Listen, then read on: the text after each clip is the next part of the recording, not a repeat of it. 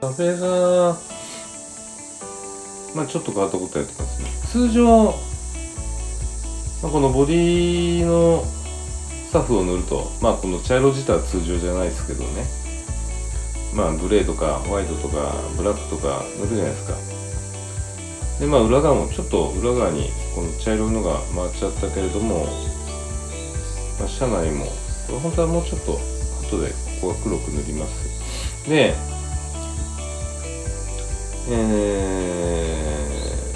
これを塗ればいいんですよ、サフェザーで。今そのサフェザーの粒子ですね、エアブラシで塗ってるんで、その粒子をこう1500番のペーパーでもう一回慣らしてやって、あちこちパテを持ったり、あちこちっていうかパテ持ったのここだけか、パテを持ったりこう削ったりしてるじゃないですか、パーティングライン。そういった傷をこのサフェザーで潰して、そこを慣らしてやるということです。で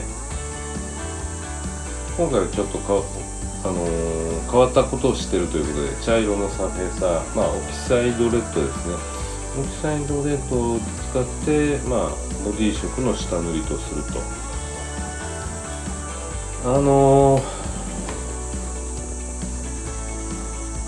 油絵の話というか、ちょっとね、今僕の部屋の壁に僕描いた絵があるんで、今これ机の横にあるのがバイクの絵ですね。油絵で何年か前に描いたやつです。でこういう絵っていうのは一番下に赤を塗ることによって、ぬくもり感を出すっていうのが一般的なんですよ。青とか黒で下塗りだから、モノトーンとか青で下塗りをやると冷たい絵になるっていう、青で下塗りやったことないから分かんないですけどね。で赤系とオレンジ白でこう塗って下書きをすると。でその上に色を重ねていくんですけどね。そうすると温かみのある色になると。じゃあですよ、プラモデルにおいても室内は室内は布とかプラスチックじゃないですか。冷たい感じじゃないってことで、試しにね、何でも試してみないと気が済まないんでね。こんな感じで室内のパーツをこの茶色で下塗りをしました。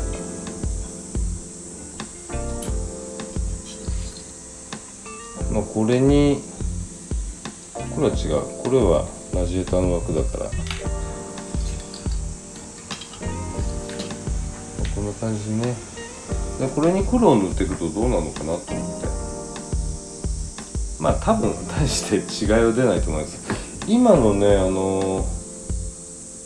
F4E ファントム作ってるじゃないですか、造形村のあれも機体全部このオキサイドレッドで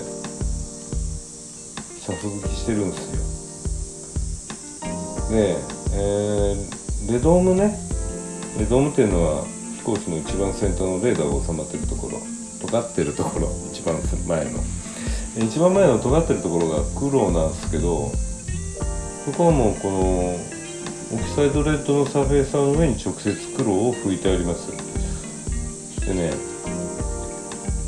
光を反射させてよーく見ると、多分ね、言われないとわからない程度だと思うんですけど、ちょっと赤が見えるんですよね。だから今こうやってこれらのハンドルまでやっちゃってますけどね。この辺も自己満足ですね。自己満足っていうか自分しか分からないと思います。あとちなみにシャーシの方は裏側こういう感じですね。黒にしてました。でこの上から、マルーンを塗っていくとどうなるのかなと。濃く塗ればそんなに違いは出ないですけどね。隠蔽力がないと言っても白とか黄色とかほどではないので、ある程度隠しますからね。塗り重ねればほぼほぼ他の、下塗りと変わらない状況になっていきます。じゃあとりあえず、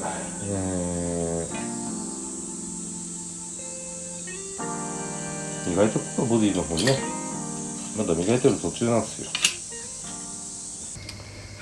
よ。まあちっちゃいパーツを除いて、大きいのはこんな感じですね。これは室内ね。これは室内。真っ黒になります、この後。んで、まず研ぎ出し。これはサフェーサー研ぐ必要ないです。これですね、車体の方だけで、1500番の耐水ペーパーと、あとは 3M のウルトラファイン、マイクロファイン、だいたい傷を入れたところ光を当ててみてね、こんな感じに歪みがなきゃ大丈夫だと思います。で、1500番の耐水ペーパーはちょっと見えちゃった。今このパーティングライン削ったところですね、ちょっとカクカクってなっちゃってるんで、そういうところを修正していきます。パーティングラインで角が出ちゃってるのはここだけですね。他はクォーターピラーも大丈夫。他は大丈夫ですね。そういうところをこの作業で鳴らしていきます。もちろん全体に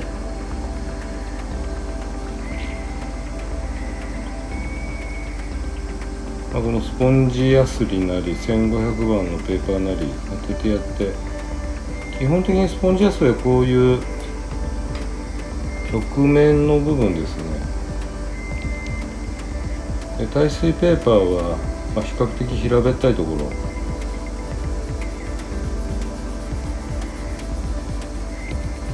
皮1枚剥ぐような感じでいいと思うんですよ。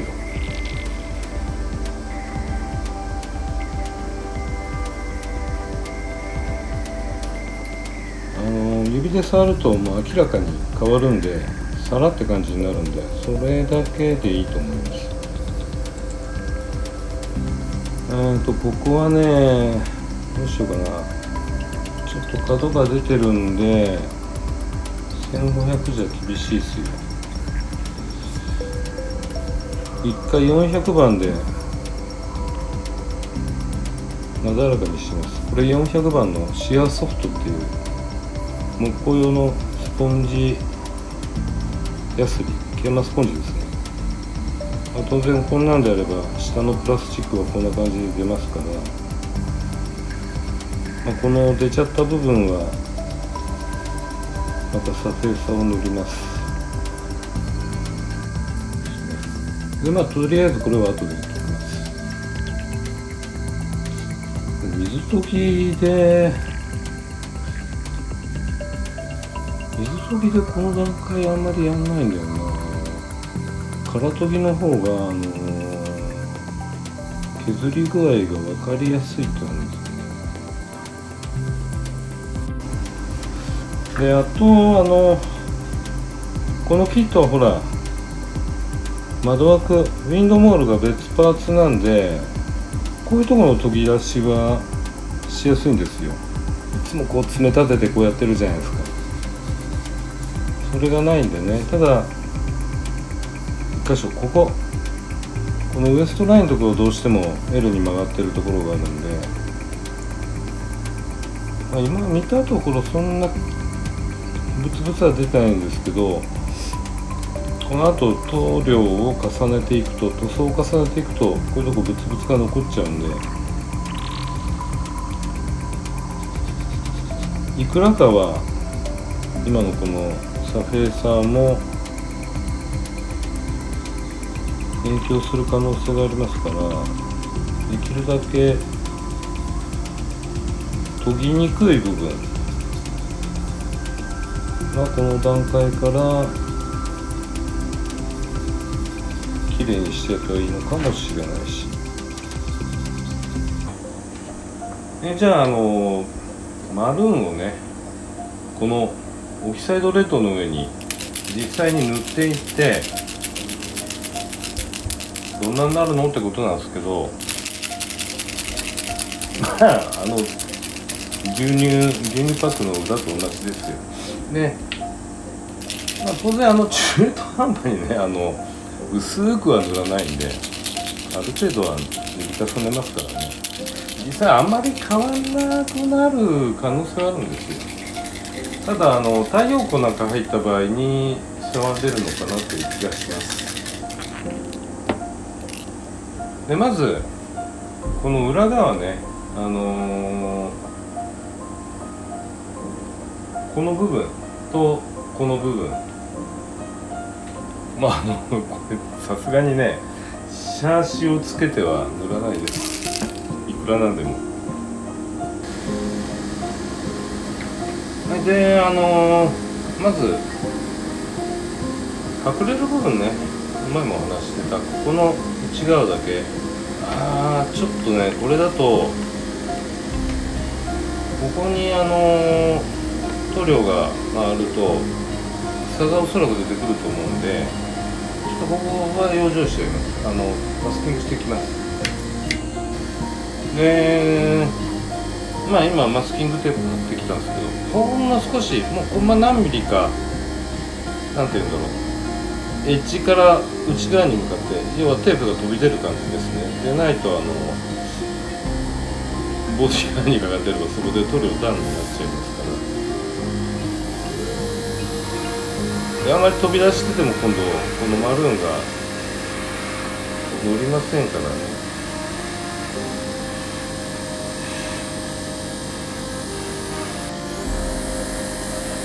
今一回拭いただけですけど、やっぱりちょっとクリアっぽい感じですね、塗りが。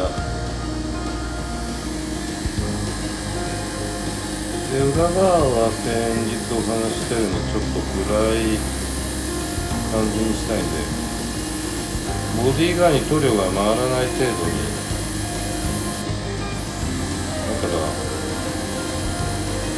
エア圧と塗料の突出量というのも指先のボタンの人押しで調整はします。あまりエア圧高くしちゃうと、押しすぎちゃうと表に塗料がわって感じに回っていっちゃうんで、回ったらなんだ最悪あれですよ、ペーパーで落としてりゃいいんですよ。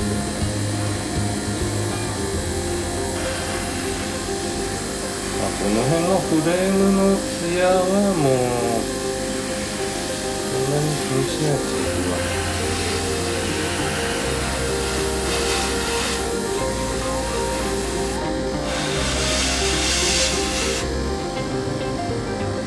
これはこれで置いときます。で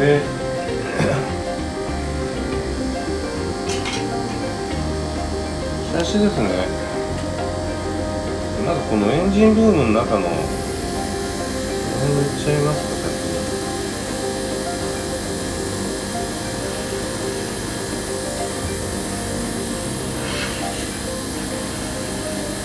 でも広い範囲でこうぶわーっと拭くんじゃなく、ちょっと低圧で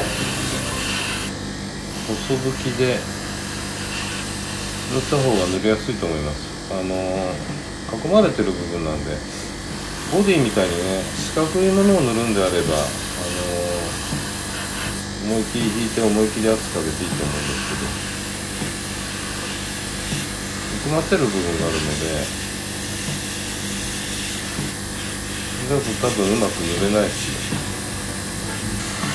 で裏側もあれですね、凹凸が激しいところなんで、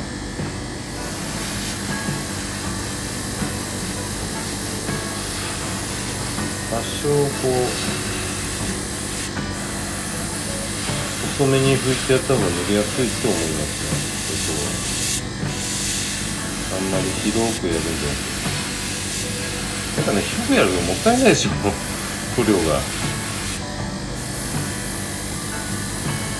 別にここはね、ムラになってても自社でもツヤもなくムラムラってなってるところですから、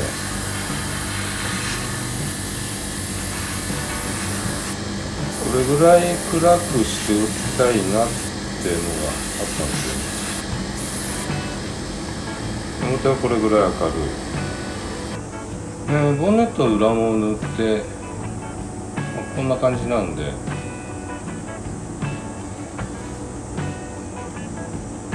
ここに乗っけてね、シャフトはついてないですよ。ここに乗っけて塗ってやれば、ちょっと塗料漏れちゃったっていうか、向き間違えました。まあ多分大丈夫でしょう、これぐらいなら。でこう乗っけて塗ってやれば色のムラがないと思います。大丈夫だと思います。こんな感じでボンネットを捨てて、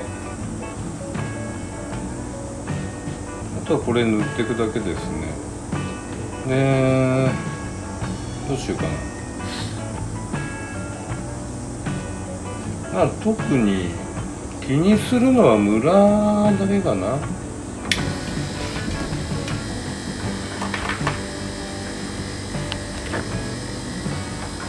じゃあ塗っていきます。で塗り漏れですね。やっぱり小口エッジの内側っていうかね、そういうとこを割とム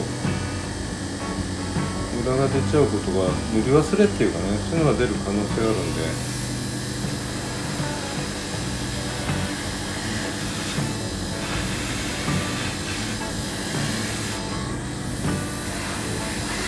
細拭きでそういうところを先に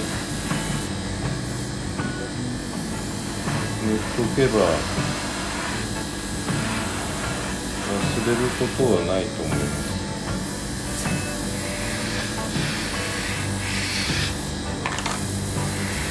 でまたこれ塗り終わったらばクリア1回かけて、厚めにかけてやってね、で中飛びをするので、気になる、いつもと違うのがやっぱり窓枠が別パーツなんで、窓枠仮組みしてないんでね、どうなのかな。最悪はまんなくなったらちょっと削り落としてやればいいでしょう。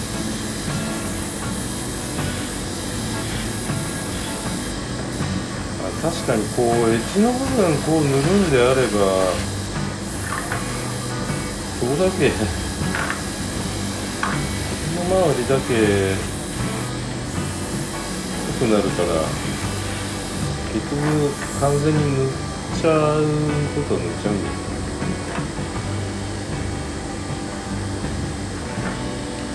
そう、今回ソリッドだからソリッドカラーだから中飛びいろんなこと考えてるんですけど、前はねソリッド塗ってる時に塗る順序だから、できるだけ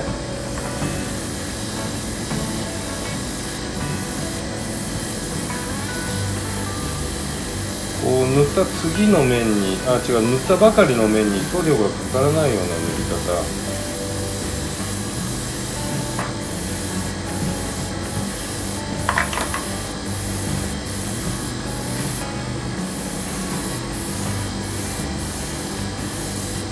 今これ1面目1回目のあれなんですけれども、上面から塗ってるんですけど、こう塗っていくと側面に行くバック化の塗料が回るんですよ。例えば同じような感じでこっち塗れば当然この上にミストがかかりますから、いつもと違う感じになっちゃった。このミストが艶を消しちゃうんですよね。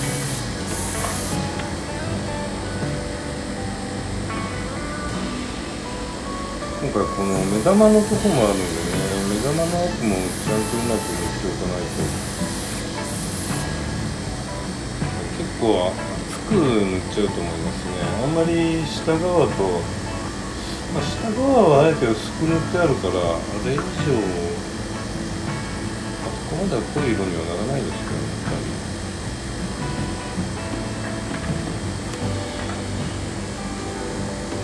でさっきあえてこう上面こう横方向に動かしたじゃないですか。手っ取り早く分かりやすくみたいなので、この後こう前後方向にエアブラシを動かします。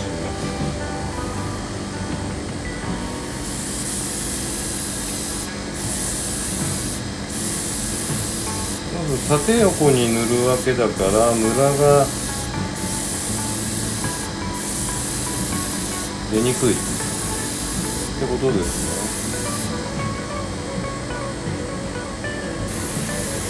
つまり横に関してはこういう感じになります。さっき前後に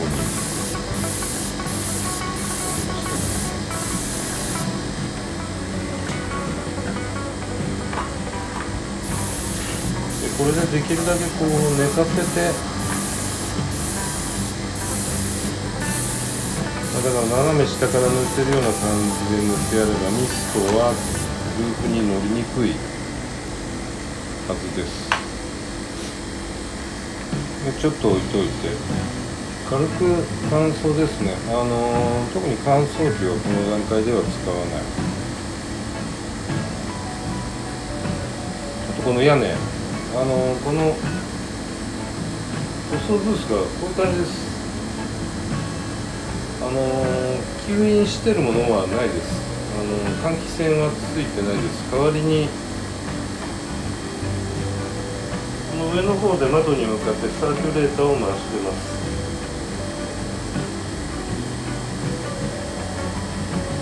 塗料の飛沫は全部窓から出てくってことですね。エアコン回してるんですけど、どうだろう、10センチぐらい窓が出てるかな。それで湿度は今 50% 維持できてるんで、窓開いてても。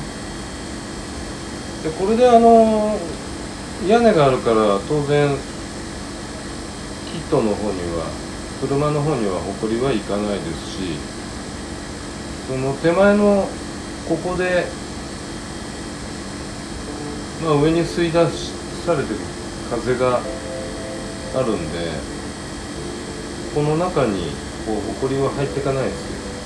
基本的に入っていかないというか、入ってきにくい、全く入らないわけではないと思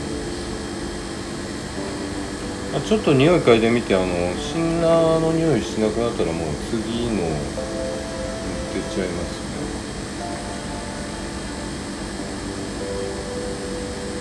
で今縦横やったんで、いつもの順番でいいと思いますね。さっき横から塗っちゃったんですけど、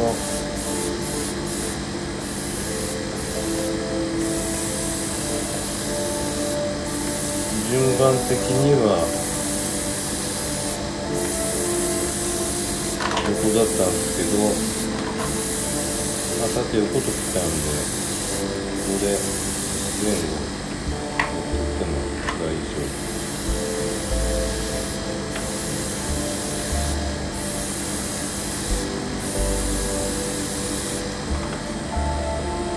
この目玉の奥が塗る、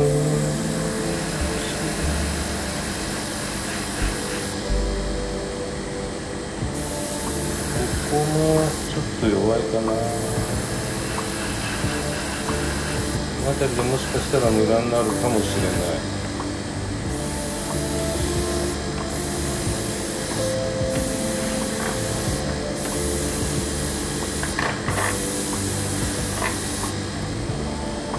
あとやっぱこのドアの上端が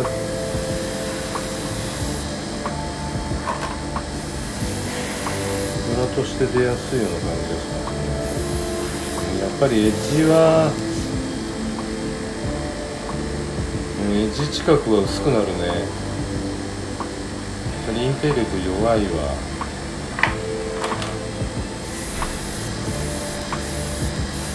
薄いところはもう塗り重ねていくしかないっしょ。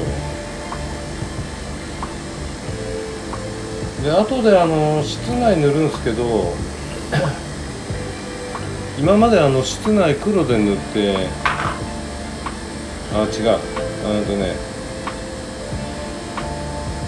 基本的にだから窓枠ウィンドウモールを塗るついでに黒を室内の黒を仕上げてたんですけど、こいつに関してはこの次に黒をやっといた方がいいのか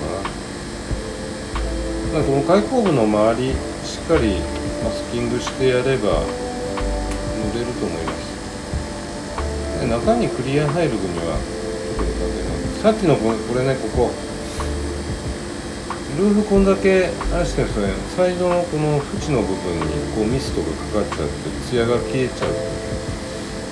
でソリッドの場合これを気をつけてたんすよ今まで。ただ中研ぎやるんであれば特にここがガラついちゃっても構わないと思います。これ多分ウェルドだな。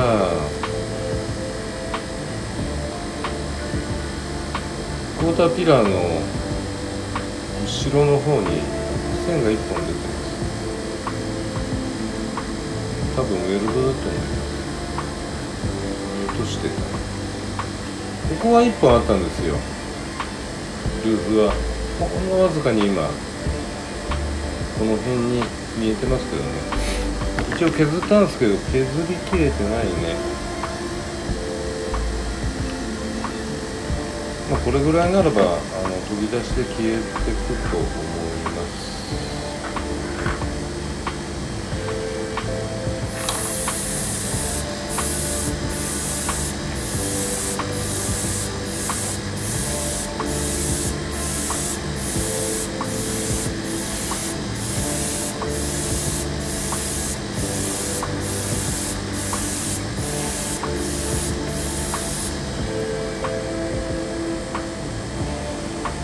ちょっと2回目塗ったまで不安感あったんですけどね、エッジの部分もまあまあ塗ってくれてる。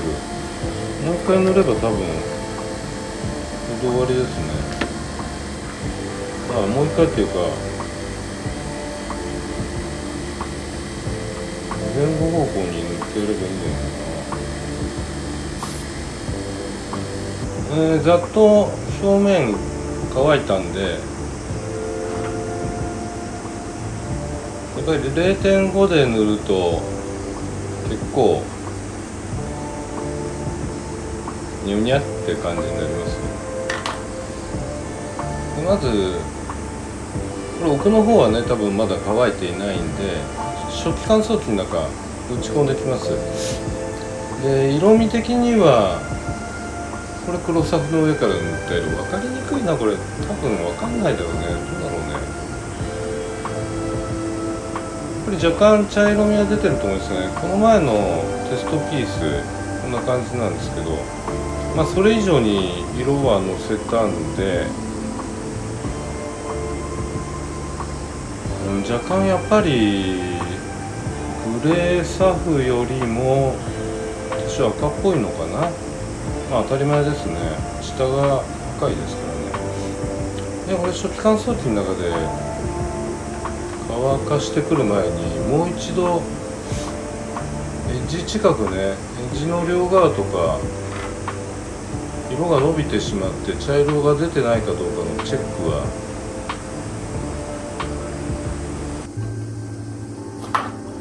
じゃあほぼ乾いたんでクリアなんですけど、聞いた話このタミヤの缶スプレーに向いてのこのフィニッシャーズのオートクリアらしいんですよ。どうなのかな。前マスタード塗った時は確かにね、ボディカラー塗ってからすぐやらなかったですからね。1週間ぐらい置いたのかな。それからEX ガイアの EX クリアを塗ってたんですけど、どうも本来このタミヤの缶スプレーはあまり相性いいみたいじゃないんですよね。でこのフィニッシャーズがいいよってことなんで、買ってきました。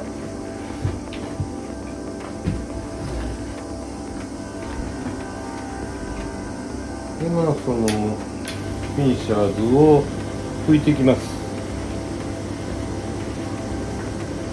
ちょっとこの中で見えないところで塗るんでカメラ変えます。でやっぱり最初一発目は砂拭きで塗っていこうと思います。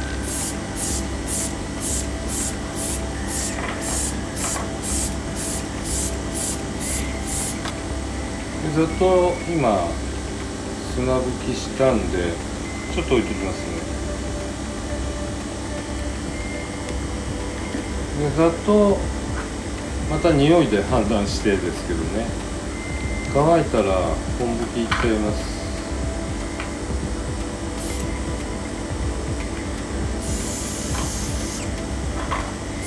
うわ、ドロっての塗料だな。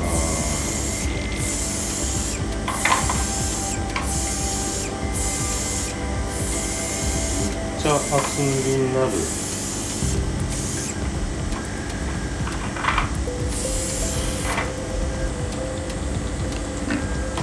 2回目ですね。どうなのかなっていうのところだけでいいな。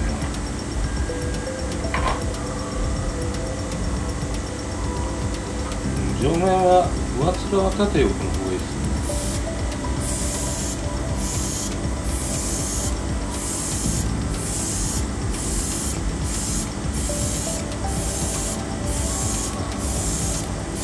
ちょっとまずかったか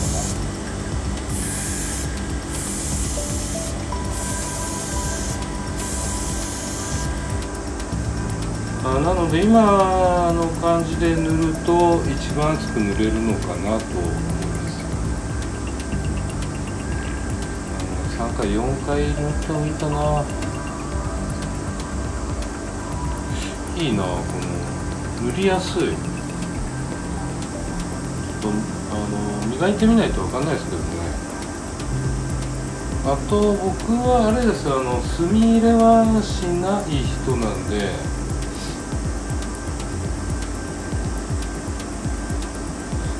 してもいいんですけどね。するんだったらばもうボディカラー塗った直後ですけどね。これで乾かしながら表面の感じを見てるんですけど、 EX クリアよりもセルフレベリング、要はフラットになってくるんですよね。乾燥するまでの間に徐々に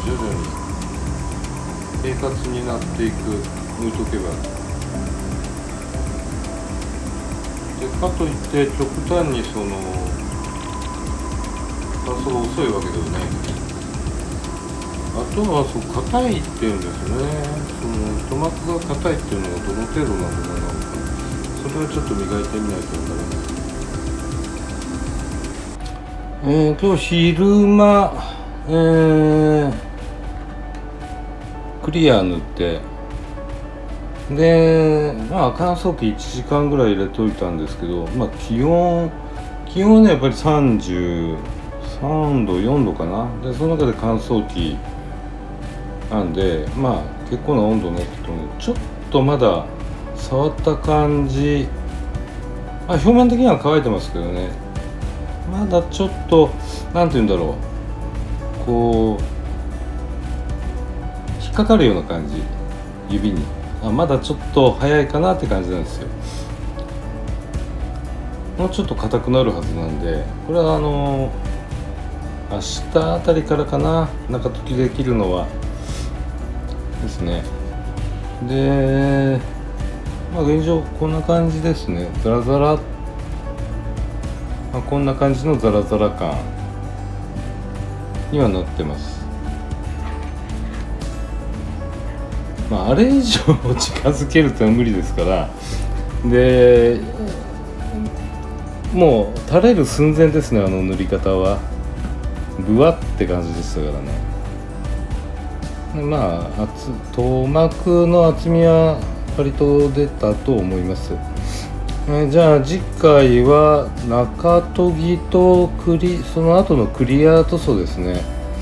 その後のクリア塗装はもっと薄めて、塗ります。なのでこのフィニッシャーズのオートクリアならば指定では 2.7 何が 2.7 なんだっけ。そうですね、 2.7 倍に薄めてくださいということです。クリア1にシンナーを 2.7、3割弱っていうところ、3割弱じゃない、3倍弱ってことですね。だから 2.7 加える、僕がガイアの EX クリアやるときも、中取り後のクリアはやっぱりかなり薄くしてましたからね。73ぐらいかな。それよりもさらに薄くってことみたいです。最終的なクリア塗装までお送りできると思いますね。じゃあ今日はここまでです。それではまた。こうやって光らせると、光入れると真っ赤っかでしょ。実際目で見るともうちょっとパープルっぽいですけどね。